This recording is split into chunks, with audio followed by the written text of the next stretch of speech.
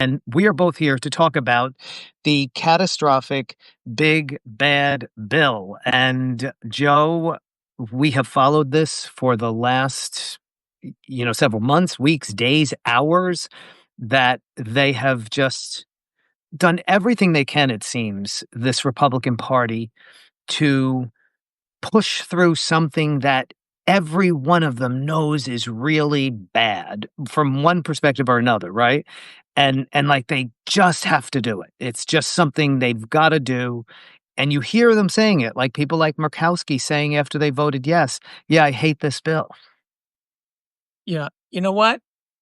The only thing that matters is their vote. Their words don't matter. How many of them have written, Mike Lawler and Tony Gonzalez, members of Congress, have written letters bemoaning the cuts to Medicaid? You don't want the cuts to Medicaid, don't vote for the bill. You already voted for it once. I don't want to ever hear the term Republican moderate again, because there's no such thing. They're all MAGA. And as far as I'm concerned, the Speaker of the House is Donald Trump.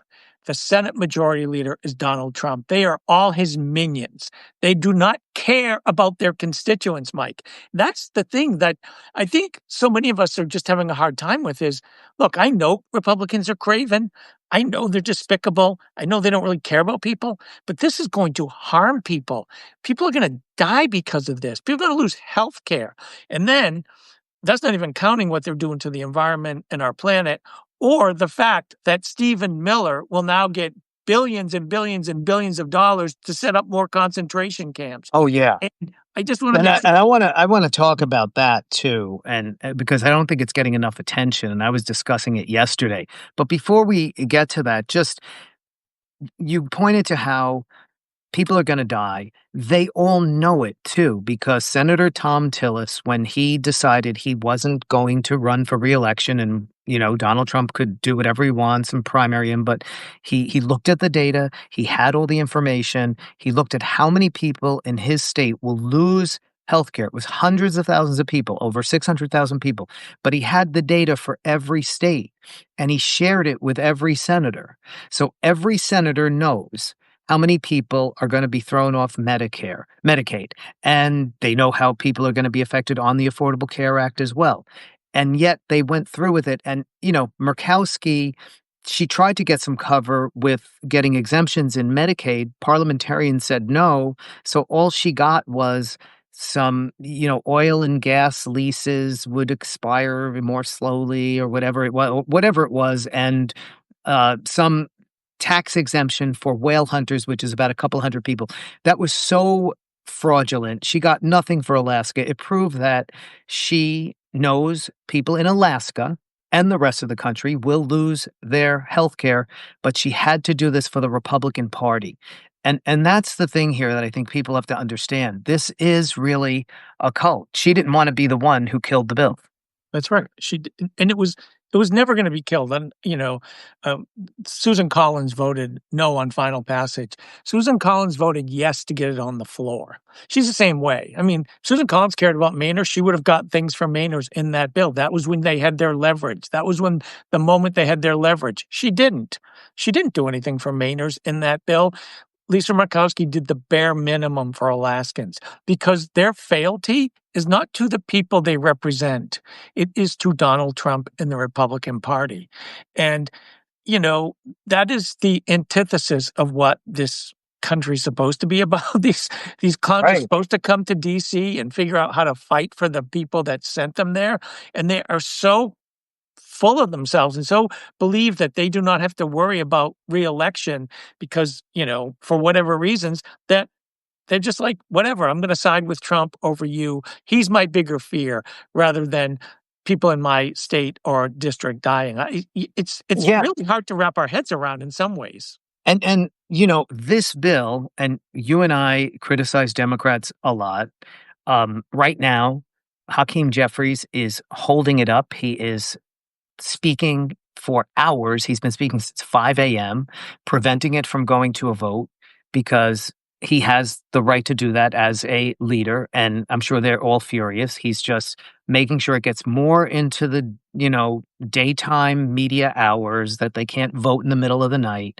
And that's a great thing. And, Democrats have certainly criticized this bill, but whatever we think about the Democrats or the media, whether they've done enough to focus on it, the stunning thing is that the public knows about this bill.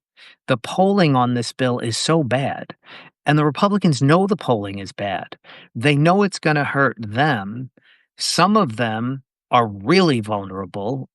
They have half of their constituents, David Valadao in California, right, who are on Medicaid, and yet they will likely vote for this bill. He allowed it. He voted for the rule to let it go through, as you said about Susan Collins. So they know they're going to take a hit. It's almost like this is the holy grail. The holy grail. Like they had to get this. If it means they're all going to die, they're all the political death of all of them. That's fine. Even these holdouts on the other side, on the right, who just want more and more and more cuts. In the end, they fold because they know this is about as best as it will probably get. They're gutting Medicaid, at least for a long time, and that's why they'll go through with it. Yeah, this is their opportunity, their opportunity, and again, Trump hammered them. He told them to do it. I mean, they had meetings with him yesterday. There was reporting that they had a meeting, and he said, "Well, at least we're not touching Medicare, Social Security, and Medicaid." And one of them said, "Well, we are gutting Medicaid." So Trump doesn't even know it's in the bill. He doesn't care. He just wants the bill so he can sign it and claim a big victory and give the tax cuts to billionaires because that's all he really cares about. Then there's also reporting that part of the way he recruited some of the hardcores to vote was because he let them take pictures with him yesterday. This is how pathetic these Republicans are. A picture with Donald Trump means more to them than the fact that their constituents will die. But that's what we're dealing with right now. And I feel like, Mike, one of Well, the things. and on that point about him saying he didn't know, he doesn't know about the cuts. They just tell him this mantra, waste, fraud, and abuse, and he just believes it or claims it or whatever, and thinks that that is going to fly. It didn't fly when they tried to kill the Affordable Care Act, and Democrats turned out in massive numbers and independents to vote against Republicans in 2018. Right, exactly right. And, I think one of the things it also proves is he's the president, but he's kind of like the president in name only. He doesn't really know. I mean, if Joe Biden had a meeting where he didn't know the details of a bill, oh my God, you'd never hear the end of it. The media would be in a frenzy. With Trump, they just accept it. And, there's some reporting today. I saw Jake Sherman had said, this is a huge win for Johnson and Trump. Like the fact that our media views it through that lens, a win because of what? Because people are gonna die? Good for you. Like, that's part of the problem we have with the media too, is they're viewing it through that lens. Oh, and they're like, "Oh, the Republicans are very savvy because they're giving the tax cuts early and then the cuts later." People are gonna die. Like, that's all the media Well, should and be and and saying. they accept it as a Oh, philosophical yeah, difference, yeah. that the Republicans really truly do believe, in helping people and in helping to make sure our government runs efficiently, and certainly wanna make sure that our spending is low, and they have these morals. They have this sense of what is right, and so do the Democrats, maybe, right? They kinda see it like that, two philosophical differences, whereas it's not. It is one side that has proven it is not about, bringing down debt, and it doesn't care about exploding debt. It only cares about helping the wealthy, and as we said earlier, they all know how many people will lose healthcare. They all know how many people will, um, if they don't have healthcare, have illnesses and even die. So that's the way it should be framed, not as a win on some sort of philosophical. They know what is going to happen to people. They know how people are gonna suffer, and this idea that, somehow they're not really throwing people off of healthcare, they're just, making sure there are work requirements. Like, the media didn't even go into how none of that is set up. The states don't have the systems for verification. The expansion on, Affordable Care Act of Medicaid, that is going to be screwed up by this. The money is gonna be cut to the states. The hospitals are gonna be, um, shut down, 300 hospitals. And what about the workers as well? None of that really is a win for anybody. No, It's a loss. no, and there's so many elements of it that need deep dives, and instead, all the media can do is figure out who's gonna win and, what are the, Freedom Caucus saying? And the Freedom Caucus always caves. The Republicans in those, swing districts always cave. They always cave. They always know, "We know this is the outcome.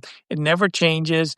It always happens. This is always what happens." So maybe instead of dwelling on every little bit of gossip on Capitol Hill, tell people, if your parents are in a nursing home, if your mother or father's in a nursing home, you better be very worried because if with those Medicaid cuts, they're gonna be sleeping on your couch, and you're gonna be taking care of them full time. Explain to people what is going to happen. There are literally people in the hospital, association in Louisiana was screaming, trying to get, Mike Johnson's attention. "You're going to devastate us." Mike Johnson didn't care. He didn't Exactly. really care. So Yeah. this is we and I just kind of feel like all of the things we've been worried about for years, Mike, and worried and tried to warn people about for years are all coming to Exactly. fruition. And And it's and and w getting to what, you brought up earlier and isn't getting a lot of attention, the infusion of money into ICE, ugh, going from $3.4 billion to $45 billion. It becomes the largest law enforcement agency in US history, the largest law enforcement agency when that should be those who are taking on terrorism, like the FBI and some of the other agencies and the National Security Agency, the CIA, and others. This is extraordinary. If people think that we have seen horrible images of a police state now with people being picked up on streets, videos showing people being beaten and people being rounded up and farms raided, wait until they get that $45 billion and get their ability now to, as you said, build more of these concentration camps like the one in Florida and really be able to ramp up right now they don't have the personnel. They're using the FBI, they're using the DEA, they're using all of these other agencies. Now it's going to be ICE, the largest law enforcement agency, one that is all about rounding up people and putting them in camps. And those people are immigrants who, the vast majority now, have not committed any crimes, but also we've seen American citizens, picked up too. So this is what's coming. And I don't think a lot of people know that much of what's in the bill. Yeah, that there hasn't been that much of a focus on it, and in large part because, Democrats really focused on the Medicaid part, but, JD Vance the other day, touted the idea that this was the most important thing in the bill, and let me tell you, Stephen Miller actually said it was greater than any national his plans were greater than any national infrastructure project, like, this is how he views it, and when you have that much money and you're building concentration camps, and I wanna just say, we call them concentration camps. I rely on Andrea Pitzer, who literally wrote a book on concentration camps. She is describing what Trump is doing as concentration camps. That's how she describes what is in Florida. I just want people to understand, like experts, people who have studied this, call these concentration camps. And those concentration camps are not going to be just for immigrants. Trump has made it clear this week. Again, he was going after citizens. He was going after, naturalized citizens. He was going after Zoran Mandami. He's going after other elected officials. This is really serious and it should not be overlooked. They mean it. And we have to focus on this and realize what a danger this poses for everybody. And now people are seeing it all around the country. I mean, last year I wrote many pieces along with some of my colleagues about what the mass deportation plan was. Republicans said they were going to do mass deportation, and Trump would say occasionally, well, I'm just going to go get the worst of the worst. No, that was never the plan. The plan was every undocumented person in this country. And they do not care about what they would call collateral damage. They don't care if they picked up citizens. And I think sometimes, Mike, it's so hard for us all to grasp the fact that, yes, there are concentration camps in this country. And yes, there are masked men kidnapping people off the street because you're like, well, That can't be. Yes, it is. It is happening before our eyes, and it's only going to get worse. And it's really frightening. I mean, I think that's one of the most frightening pieces of this legislation. Yeah, it's a part of it that, as you said, hasn't gotten a lot of attention. Democrats focus on Medicaid. I also think it gets to a larger issue with the Democrats on the issue of immigration. All of these stories that we've seen, all of the horrible, just outrageous things they've done.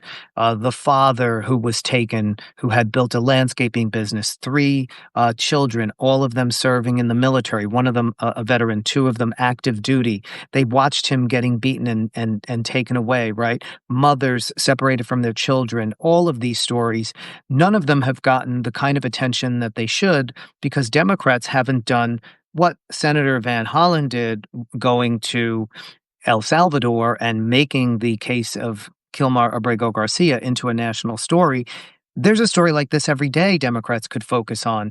That story brought Donald Trump's numbers down. His numbers on immigration are plummeting. This concentration camp in Florida, it too will bring them down, but not because Democrats are really focused on it. They're still afraid of this issue. They're still worried about looking like they're allowing criminals and this and that. And again, this is like they're 8 months behind from I mean, that was all during the election. They're still worried about what happened in the election. People are seeing what's happening, and it's hurting Donald Trump. You need to now push it forward.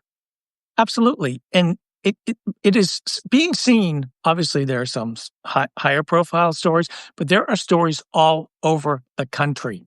Every community in all parts of the country are seeing people kidnapped in ICE raids, in restaurants, in meatpacking plants, in agricultural communities. And now, one of the things we're seeing is Axios had a piece last night about how these are huge impact on the economy already around the country. And the national right, I think it's a National Restaurant Association, one of those big restaurant groups are now like begging Trump, guess what? We don't have restaurant workers around the country. So in a weird way, Stephen Miller has forced a reckoning with the American people. Like he wants to get rid of every immigrant. And a lot of people like it's everyone knows we rely on immigrant labor. Donald Trump relied on immigrant labor. I've met some of the women who worked, undocumented women who work for him. He spent his career exploiting undocumented workers for profit. Now he exploits them for political gain. But there's a reckoning going on right now. Americans are gonna have to decide because if you want to eat, and I'm not just saying immigrants just don't do, work in restaurants and work in the fields, but a big percentage of people who work in the fields and work in restaurants are undocumented. Let's not pretend otherwise. Healthcare workers, there's a huge immigrant population. And what he's also doing is not just the undocumented population, he's making people undocumented, people who have temporary protected status. He's taking that away. Other protections he's taken that away. So all of a sudden you have these people who were working because they had work authorization. He's taking that away. So he's creating real huge problems in so many industries. And the industry people who all voted for him and thought they had a friend are all complaining right now. And Trump makes noises about it like, oh, well, we've got to protect the hotel workers and the restaurants and the farms.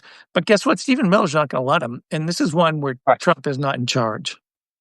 The other issue that hasn't gotten a lot of attention in the bill, I mean, it's gotten a fair amount, but again, that I think people really need to know about is the just complete clawing back of all this money from the Inflation Reduction Act for climate change. But it's not just clawing back money, it's rolling back all of these processes that are already in place that even the fossil fuel companies have been focused on, wind and solar projects have transitioned to, with companies already having contracts with these wind and solar companies that are multi-year contracts that they suddenly have to get out of, um, where you have no ability for people to basically go back to some of these old, um, fossil fuel industries. I mean, it's really a disaster for a lot of companies because they have already invested an enormous amount of money, and we're getting more from the government to continue moving forward, and that's gonna hurt the economy in a big time as in a big way as well. Absolutely. It's gonna hurt the economy, it's gonna hurt the planet. But you know who it helps? China. China is a big winner. That's one of the things you're seeing kind of the economists and Exactly. people who look in this into this renewable energy kind of industries. China is cleaning up on this because they're not backing away from it. They understand it's the future. So you could have American made products, not but he's literally gonna be shutting down factories. It's really dangerous. A lot of people are gonna lose work. And again, he doesn't care Well, because and the jobs, that's yeah, it too. The number of jobs between that, healthcare, a whole bunch of other industries, certainly with these hospitals, they're killing jobs in this bill. yes, absolutely, absolutely. It's a job killer, it's an economy killer, and who benefits? Who benefits? Oh, well, the CNN people and some of the DC gossip columnists might say, "Oh, Trump had a win and Mike Johnson had a win." The American people lose. The American people writ large lose. And even if you voted for Trump and you think, oh, your family's going to be impacted, your parents are going to be impacted if they're on Medicare or Medicaid. You so many people are going to be impacted in harmful ways. It's really, Well, I and mean, sometimes I can't get my head around it, Mike. It's just the so Affordable Care Act subsidies are expiring on top of this, and people are going to lose benefits through the Affordable Care Act, will lose their insurance through the Care Act because those subsidies will be taken away. So the millions of people that you're gonna see with Medicaid alone, that's going to be adding another 6 or 7 million with the Affordable Care Act. yeah. And you know, it has been it's so many countries around the world are working towards how do we make our healthcare systems better? How do we make sure it covers everyone? In the United States of America, under Donald Trump and this Republican regime, they are taking healthcare away from people. Healthcare, it's mind-numbing. It's like it is we are not a civilized nation. Donald Trump is really, Yeah, really destroying and so many makes me Wha cry. wha I wanna talk just for a couple of minutes about what happens, after this, because we've talked about how this bill is enormously unpopular, already. People know what's in it, they have seen what's in it, and that is something that Democrats have to obviously keep at the forefront. But there's been a lot of talk about how Republicans have pushed off a lot of the impact of this bill until after 2026. Certainly with the Medicaid cuts, and they think they're being slick, and that'll make people not actually feel it. But going back to 2017, when they tried to kill the Affordable Care Act, Obamacare, and obviously John McCain, stopped that from happening. The the Democrats ran on just the attempt to do it without people quote unquote "feeling it," right? And that was a huge winner. What is your thought on this? Because Republicans are gonna try to say, "Look, nothing happened. You're all fine." Um, how do Democrats counter that? Well, I think a couple things. One is, in many of the states that some of the most competitive races will be held, there are Democratic governors, and those Democratic governors need to make sure they are informing their constituents what is going to happen to them and why. That's I'm thinking of places like California, like Arizona, where there are several seats up, like Pennsylvania, like New York. Those Republicans have to pay a price and their members have to be. Same thing in Michigan, Wisconsin. Anywhere there's a Democratic governor, they need to be telling them. And then around the country, state legislators need to be telling their constituents too what is going to happen and why. And it has to be a group united effort because they think they're going to get away with it. We can't let them. The other thing I want to point out, Mike, is actually G. Elliott Morris has a new Substack today looking at the special elections. He has a guest writer looking at the special elections from a couple months ago in Florida and the overperformance. And that's one thing we've seen in special elections, both the congressional down in Florida and state legislative races. Democrats are overperforming much more than they did in 2017. People understand the risk. Combine that with what we saw at the No Kings rallies. I feel like, you can we all have to focus focus on what happens on Capitol Hill. In Capitol Hill, the ugly shit's happening. But outside in districts, state leg districts, congressional districts, everywhere, people are being told what's happening. And the rallies on the No Kings rallies were huger than anyone expected. And I think that's only going to continue. We have the November elections in Virginia. We have the November elections in New Jersey, and obviously the race for mayor of New York. Those are going to tell a story too. And I think it's really interesting. Tom Tillis said he was retiring. Don Bacon said he's retiring. He's still going to vote for it like a total asshole. But I think we'll see some more retirements because Republicans know what's coming. They may think they may have done their last thing to screw over their constituents right now. But I want to tell you, I feel like a reckoning's coming for Republicans. Many of them know it, and we need to start it. We can't lose hope. I mean, that's one of the things I'm always looking for. It's why I love talking to state candidates and state legislators, because they're on the front lines. They're talking to people. They're getting the firsthand account of what's going on. And I feel like, we're going to see we have good messengers around the country, and they need to delivering the message of who is screwing over their constituents. You're so right. It's the cumulative effect. I mean, even without this, Republicans are in a very bad place. Of course, people are not going to forget what Elon Musk did. People are not going to forget all of these horrendous attacks by Donald Trump, authoritarian power grabs, the law firms, the universities, all of it. Of course, the No Kings rally. I mean, that was all even before this, these horrible immigration raids, these attacks on people and ripping families apart. So all of that is there, and people are energized. There's no question about it. And then comes this, and who knows what else. We have to be really focused. Energy is good. We have to be really focused on what they're going to try to do with elections. And we already see them, planning out ways they can bring charges against election officials or do what they did in North Carolina, call for these votes to be thrown out, all of that. That's where we have to really be vigilant because the energy's there. Now we have to guard against all of their ugly, dirty tricks. And it's going to be uglier and dirtier than ever. Right. And we know it's coming. We have to be prepared and we have to be vigilant, but we cannot lose hope. And I think that's really important because today, it's a depressing day. It's really sad because we know it's going to happen.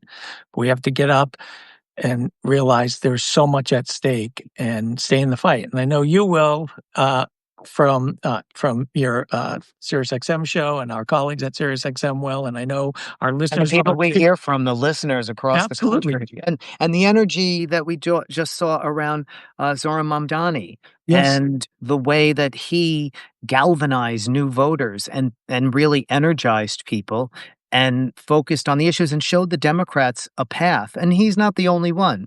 We had the mayor's race in Omaha. We had all the special elections you have focused on too.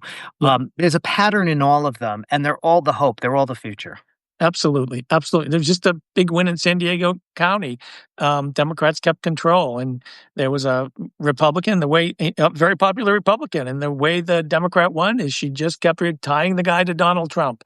We have to keep doing that. That's what we saw in the Wisconsin Supreme Court race. And look what happened this week in the Wisconsin Supreme Court. They struck down the abortion ban. So it matters. It matters. And we really we pay a lot of attention to DC, but we got to get the attention out of DC and back into quote unquote the real world where shit really matters and shit really happens. Absolutely. And I think I know I needed this discussion. And I hope a lot of people listening, feel that energy and the hope even in the middle of all of this. I know you have to now go and tape State of the States for this weekend, and I have a show to do later today. So, Joe, so great to speak with you today, and I love doing this on Substack Live. I do too. Thank you. Thank you to everyone who showed up too, because you inspire us too. You know, that's what keeps us all going. So thank you. Absolutely. Thank you, everybody. And of course, this will be posted on my Substack, the Senior Rally Report. You can share it with people later on. And I hope that you all have a great holiday weekend too. Thanks everybody for listening in and watching.